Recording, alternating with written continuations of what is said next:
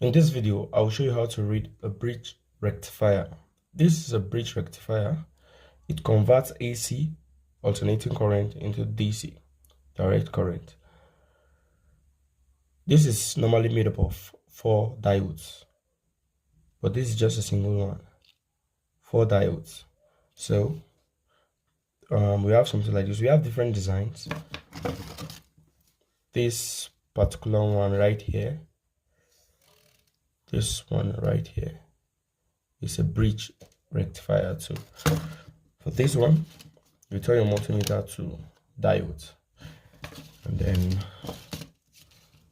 like I said diodes allow current to flow in one direction.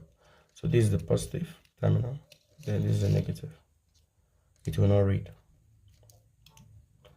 When you turn it, it will read. It allows it to flow only in one direction.